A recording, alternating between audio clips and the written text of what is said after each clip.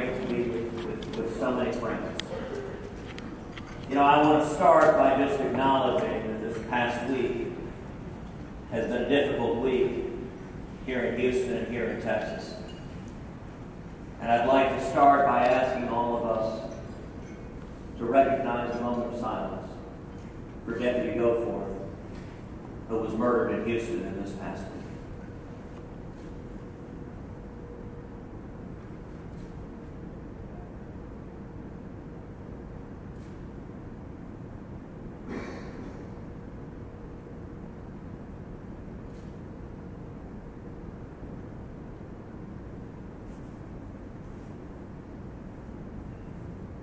This morning, yet another police officer in Chicago, Illinois, was shot. I'll tell you, for all of us, I'm proud to stand with the men and women of law enforcement.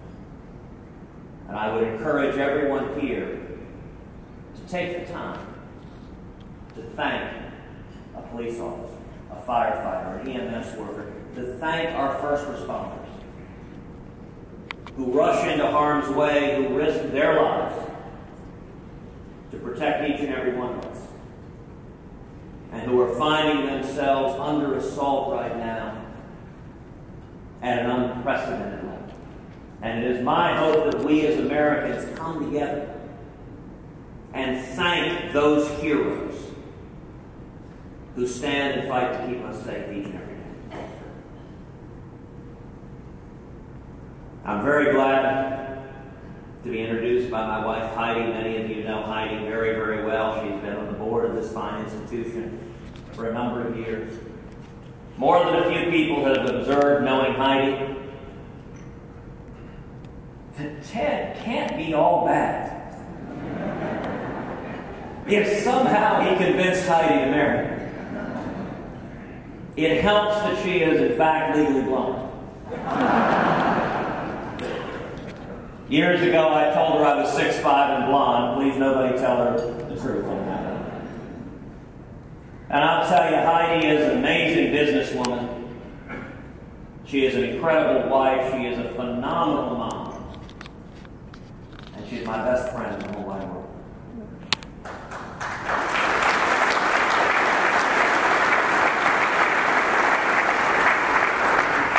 Now, what you may not know is before she was a business leader in the city of Houston, she started out as an entrepreneur at a much younger age. Heidi started her first business at the age of 6. When she was growing up in California, she and her brother went to their parents and they said, "We want an allowance." And Heidi's dad in particular is a tough guy. She climbed Mount Everest, to give you a sense of the household Heidi was raised in. And he said, "Well, why should you get an allowance? Why don't you start a business?" So she and her brother started competing bread baking businesses. We're starting at age 6. Heidi called hers Heidi's Bread Bakery. Starting at age 6, she spent about 3 hours a day baking loaves of bread. And then they'd go down to the local apple orchard on the weekend. And this 6-year-old little blonde girl would say, "Excuse me, mister, would you buy my loaf of bread?" And she, in grade school, sold tens of thousands of loaves of bread. Actually saved up a lot of money that she used to help pay her way through college, selling bread as a little girl. And, by the way, competing with her brother in a very cutthroat business environment. You know, I couldn't help but think about that. A few weeks ago, we did a bus tour through the South, through what they're calling the SEC Primary. And we brought our little girls, Caroline and Catherine, and the girls set up lemonade stands. As we did each bus tour, Caroline and Catherine would compete to sell lemonade. On the bus tour, it made me think, you know, we've seen in recent days that anyone's trying to start a small business, whether they are a little girl baking bread or with a lemonade stand, or whether they're a Houston energy entrepreneur, is discovering a much more difficult environment for for starting a small business. Is discovering taxes and regulations coming from Washington that are hammering small businesses. And it's getting harder and harder to create jobs. You know, one example that everyone here is aware of is the federal government's proposed new ozone regulations and the impact that they're going to have on the country, on the state of Texas, and especially here in the city of Houston. The proposed Clean Power Plant regulation is the most expensive regulation ever issued to the American public. It's expected to cost our nation between $270 billion and $310 billion each and every year. Our state alone could see a loss of up to $48 billion in gross product for the state of Texas. At a time when we have stagnant economic growth, the last thing the federal government should be doing is putting another $300 billion of regulatory costs on the job creators in this country. But the regulatory agenda is not just limiting the oil and gas industry, it's not just limiting the coal industry, it's not just limiting the energy sector. Texas here leads the nation as the state that exports the most. And our very own Port of Houston is the leading exporting port in the country. It's one of the great strengths of the Gulf Coast.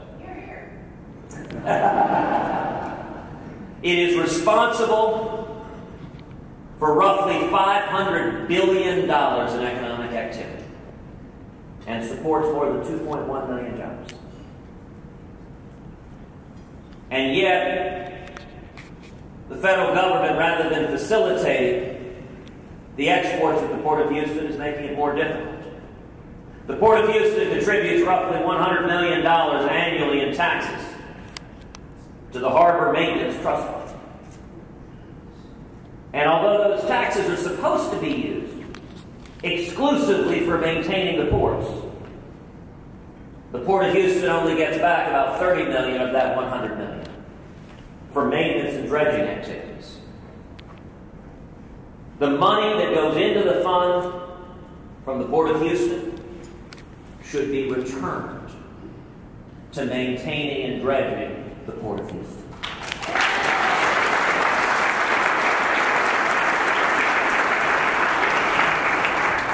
And without adequate funds to maintain the port, it means right now only about 5% of the Houston Ship Channel and related channels are dredged to its full width and depth. Imagine how much more business could be generated if they were able to travel through more than 5% of the ship channel at full width and depth.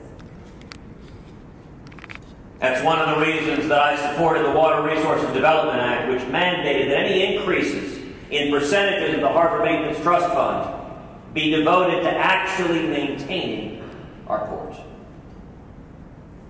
Another area where Houston has long led the country is in space and space exploration.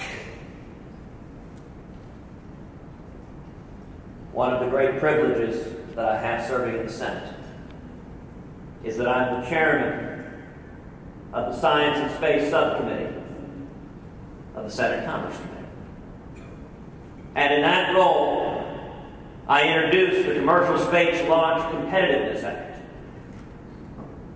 I'm very proud to tell you the Senate has already passed the Commercial Space Launch Competitiveness Act. And the House is expected to do so as well later this year. This legislation provides NASA and the International Space Station with nearly a decade of mission certainty by extending the operation of the space station until 2024. Additionally, We extend the current policy of the United States by providing a 5-year extension of the regulatory learning period through 2020 so that the commercial space sector can continue to mature and experiment and innovate and demonstrate readiness.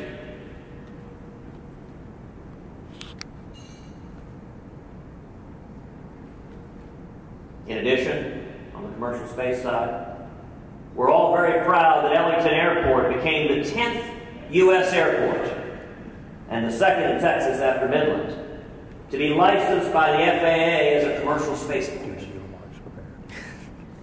Not only is this a well-deserved distinction, but it also provides a perfect example of how Houston continues to lead the way in space for the 21st century. Another piece of legislation that I was proud to lead on concerned the men and women of Fort Hood. Our hearts broke 5.5 years ago with the tragic terrorist attack that occurred at Fort Hood, when Nidal Hassan murdered 14 innocent souls, including an unborn child. Now, Nidal Hassan, as we know, had communicated with radical Islamic clerics, with Anwar al-Awlaki, had inquired about the permissibility of waging jihad against his fellow servicemen and women.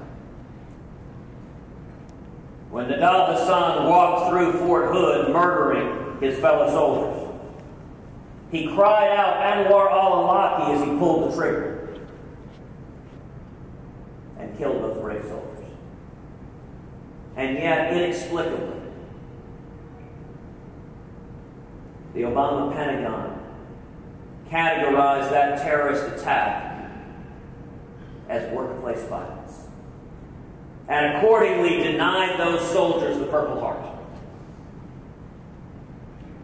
Last year, I was proud to introduce legislation, the Senate Armed Services Committee on which I serve, mandating that the soldiers who were killed at Fort Hood receive the Purple Heart.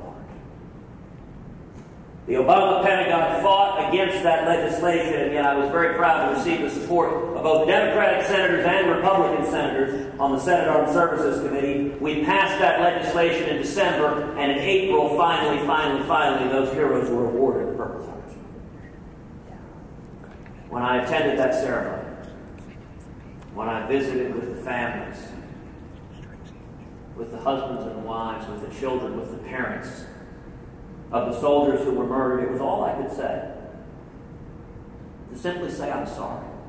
I'm sorry it's taken over 5 years to recognize your loved one's sacrifice. To recognize that they gave their lives defending this nation from radical Islamic terrorism. Now, this address is focused on the state of the Senate.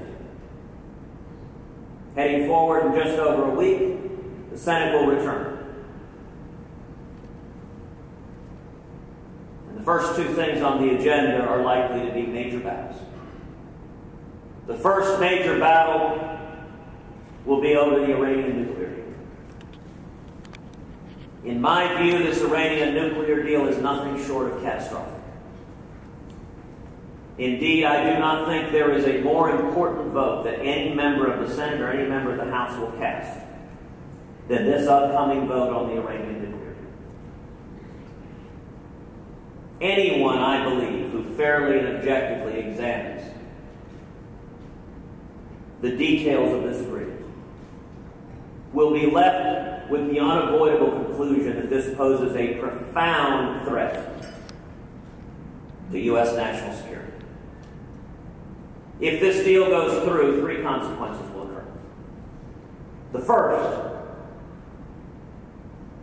is that the Obama administration will become, quite literally, the world's leading financier of radical Islamic terrorism.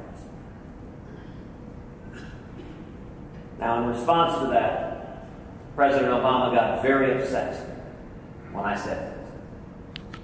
He took time out of his busy travel abroad, in between the 8th and 9th holes, to attack me directly and to say it was ridiculous that Cruz would say such a thing. That rhetoric was too much, he said. You cannot say that. I'm going to suggest to you a very simple principle. Truth is not rhetoric. And in the course of his attack, the president didn't actually bother to dispute the substance of what I said. So let's for a moment review the facts. Fact number one.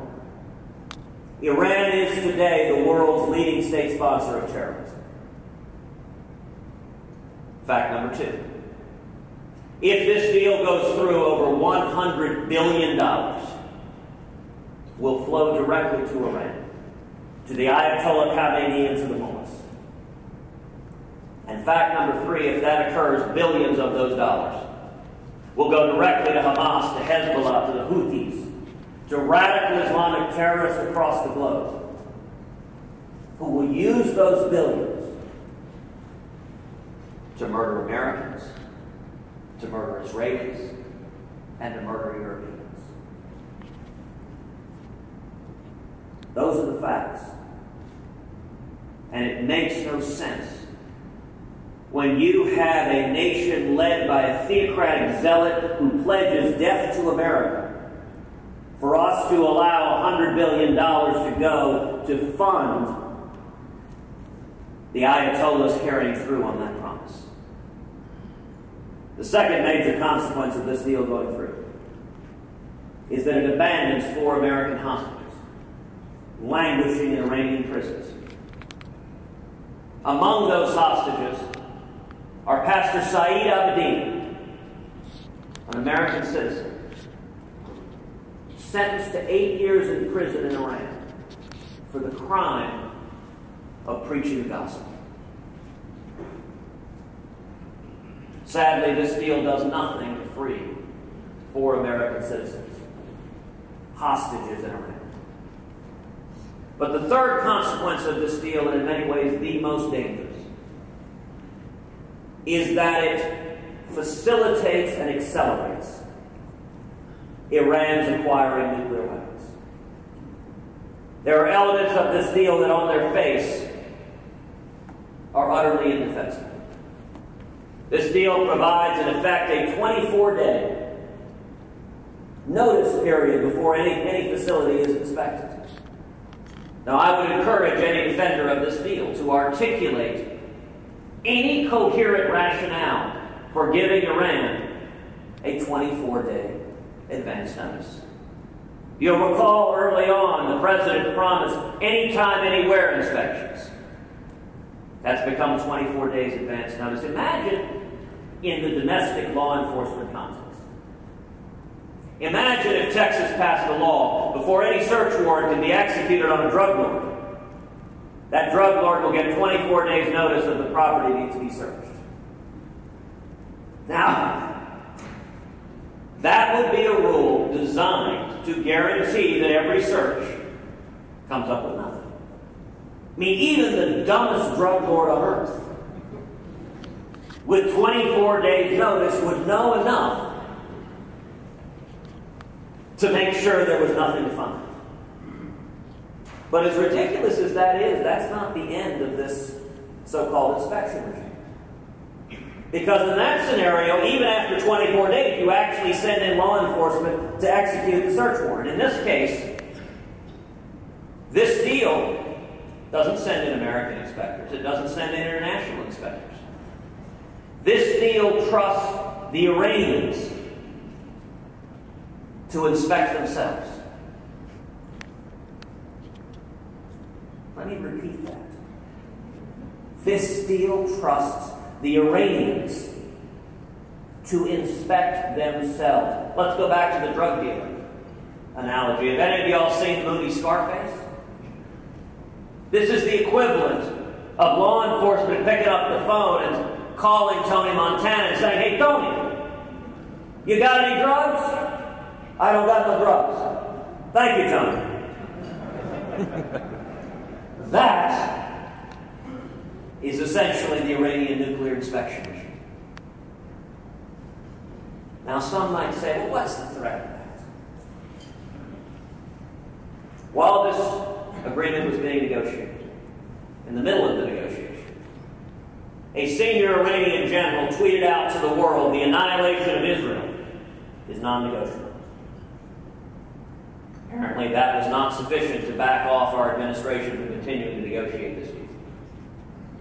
In the midst of negotiating this deal, the Iranian military set up a mock of a U.S. naval ship and practiced military exercises bombing the U.S. naval ship while we're negotiating with them.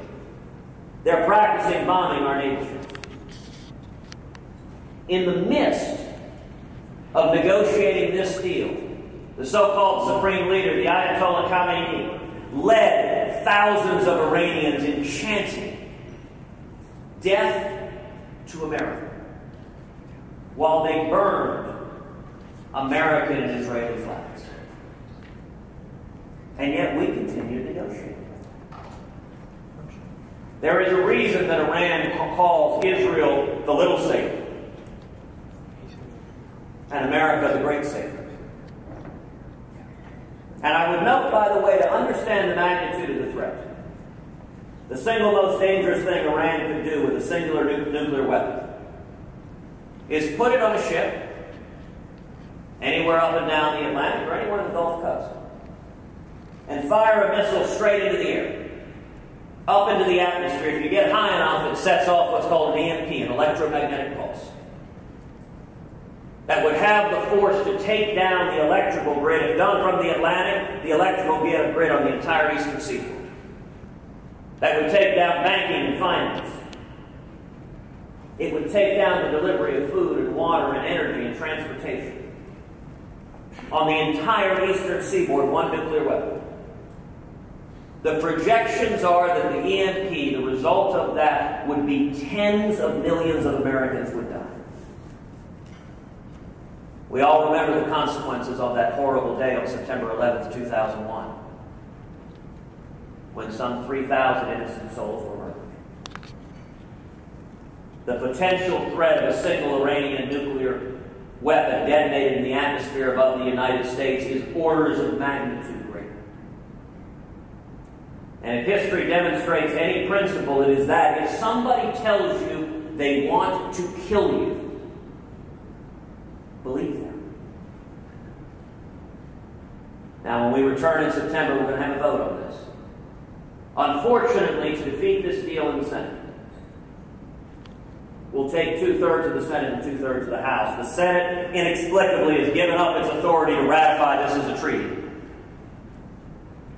And so the procedural mechanism is a resolution of disapproval, which the President has already stated he will veto, meaning we'll need 2/3 of the Senate and 2/3 of the House. So the President's focus right now is on getting 34 Senate Democrats to support this deal. I have been doing everything humanly possible to energize and mobilize millions of Americans to light up the phones and call their elected representatives. You know, there was a time in the Democratic Party when there was a long tradition of Scoop Jackson Democrats, of JFK Democrats, of Joe Lieberman Democrats, of Democrats who valued national security and were willing to stand up and defend this nation. Unfortunately, that has gotten more and more rare. There have been a handful of Democrats who have stood up courageously, including New York Democrat Senator Chuck Schumer. And I have been effusively praising Chuck Schumer. Something I don't do often. But in this instance, he's doing the right thing, and it is my hope and prayer that in the coming weeks we see more and more Democrats who make the decision to put the national security of the United States of America, to put standing with our friend and ally, the nation of Israel, and to put the safety and security of millions of Americans above partisan loyalty to the Obama White House. A second major battle that is likely to play out in the coming weeks in the Senate is going to be the battle over funding Planned Parenthood. Many of us have seen the horrific videos that have come out. A series of videos that have senior officials on Planned Parenthood caught on film, sipping Chardonnay and laughing, while they barter and sell the body parts of unborn children.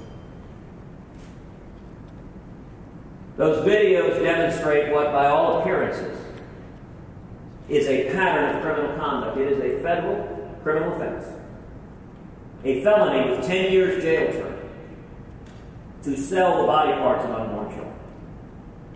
And on video after video, these senior officials are shown doing just that. Indeed, one senior official laughs and says she hopes she can sell enough body parts to buy herself a Lamborghini. I encourage every American to watch these videos, even if, and in fact I would say especially if, you consider yourself pro-choice. I would encourage you simply to watch these videos and to ask the question, are these my values? Because the videos are horrifying. We're going to have a battle in the United States Congress about whether the federal government should continue to provide roughly $500 million a year to fund Planned Parenthood. Now, in my view, the answer to that question is not complicated. That under no circumstances should the federal government be providing $500 million of your and my taxpayer money to fund what appears to be an ongoing criminal enterprise. We're going to have a battle. Now, interestingly enough, you will see in the news a number of folks in the media characterizing this as, quote, Republicans threatening to shut down the government over Planned Parenthood. I want to point out to each of you that any time the media says that, they are not accurately reporting what is going on. Under the Constitution, Congress has the power of appropriation. Congress has the power of the purse. That's the way our Constitution is written. It is Congress's prerogative to determine what to fund and what not to fund. And the reason anyone is talking about a government shutdown is President Obama and a number of Senate Democrats are threatening that if Congress chooses not to fund Planned Parenthood, even during the pendency of multiple criminal investigations, that they will block and the president will veto funding for the rest of the government in order to try to force through funding for Planned Parenthood. But it shouldn't be lost on anyone who it is that is threatening a government shutdown. It is Democrats who are saying they will filibuster funding, and by the way, filibuster funding for everything else. Their position is, if you don't give the money to Planned Parenthood, we will block funding for the rest of the government. I think that's a profoundly irresponsible position. But I think that is also a position that is worthy of public debate. It's worthy of public debate asking elected officials if they stand with funding this organization.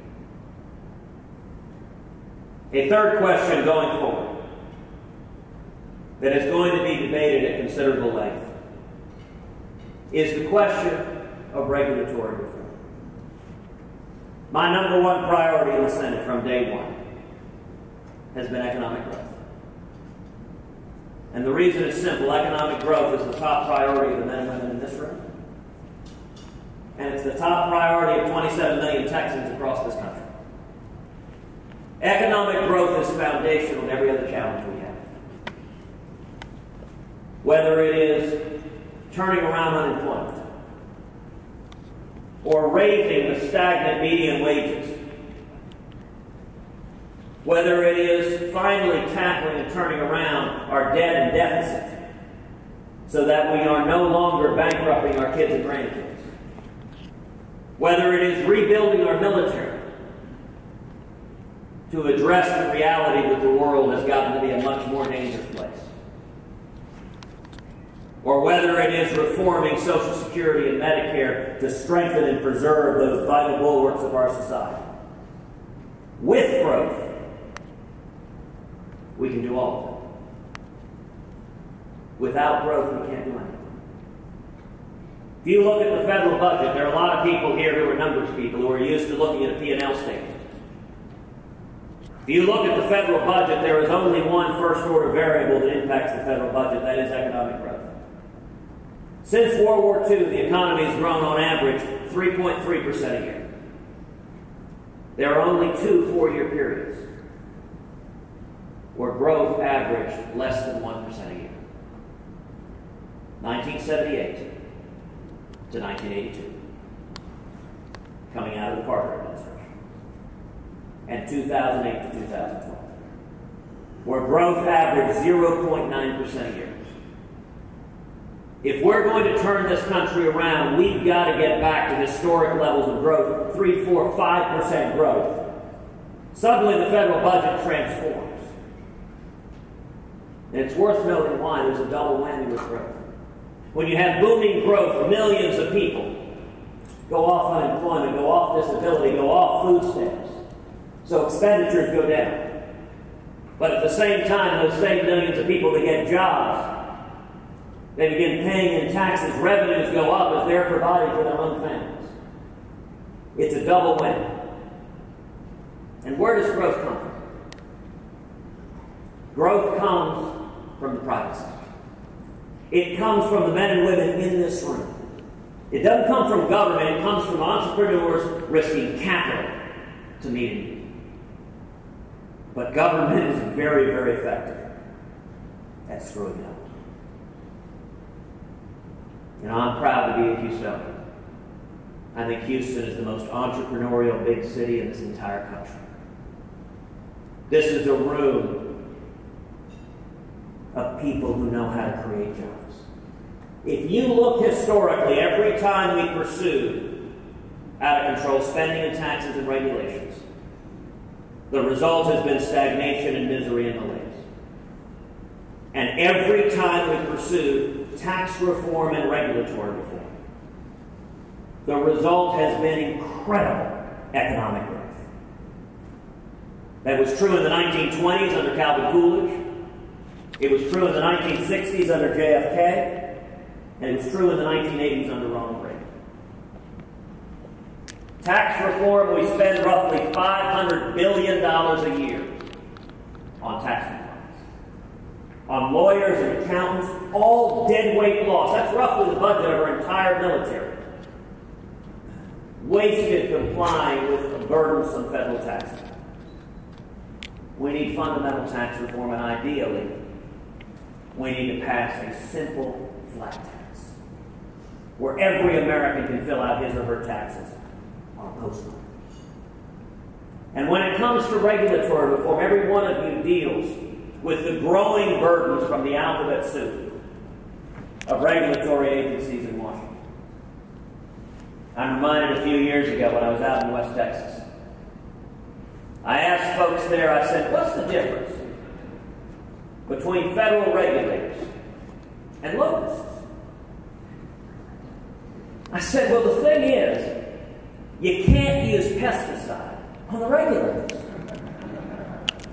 And this old West Texas farmer, he leaned back, he said, want to bet?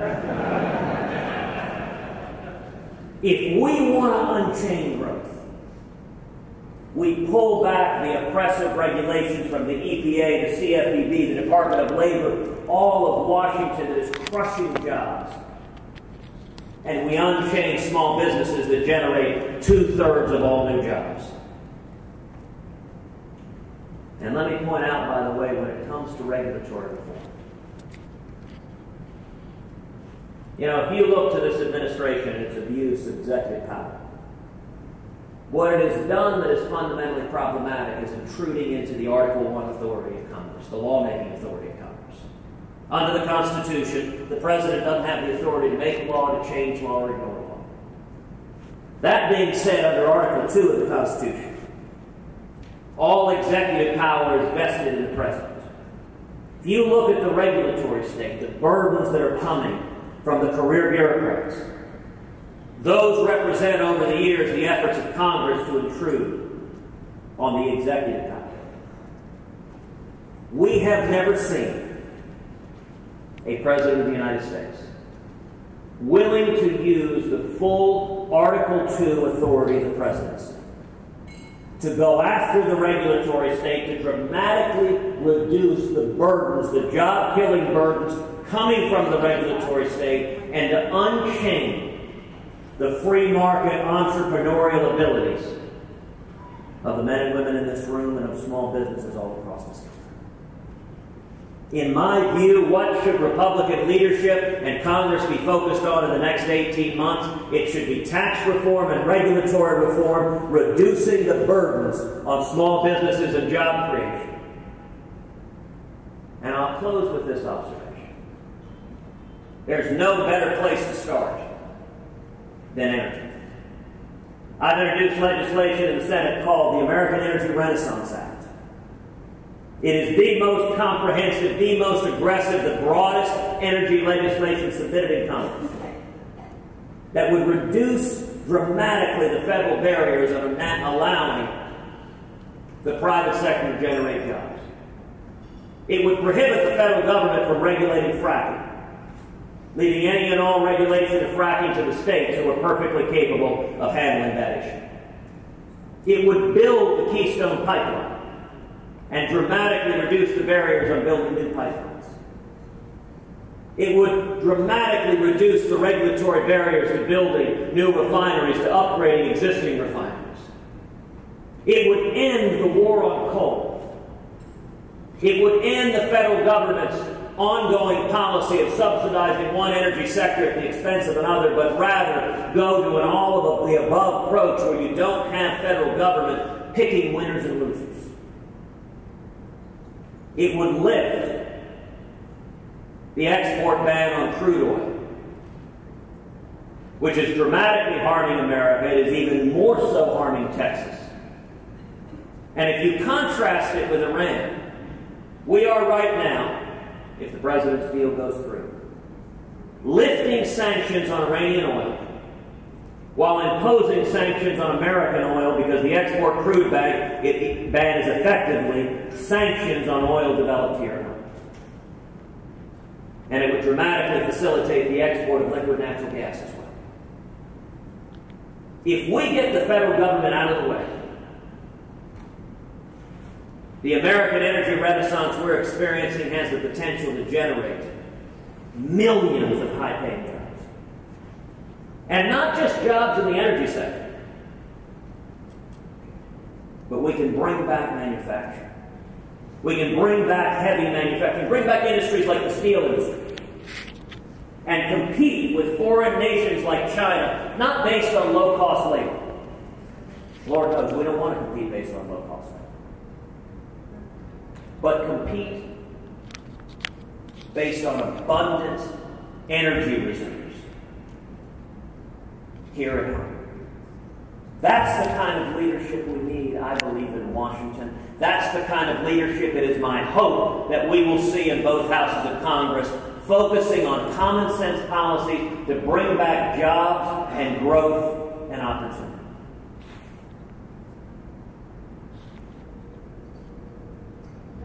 Last thing I'll say to you is this. Think forward to January 20th, 2017. On that day, a little old man walks up to the Marine guarding the gates of the White House. The little old man says, "Excuse me, sir, is President Obama here?" The Marine says, "I'm sorry, sir. President Obama is no longer President of the United States." The next day, January 21st, 2017. Same little old man walks up to the same Marine, says, "Excuse me, sir, is Barack Obama here?" The Marine sighs. He says, "Sir, I told you, Barack Obama is no longer President of the United States." The third day, January 22nd, same little old man, same Marine, same question. This time the Marine sighs loudly. He says, "Sir, I've told you 3 days in a row, Barack Obama is no longer president of the United States." The little old man with a twinkle in his eye, he says, "I know that. I just love hearing you say it."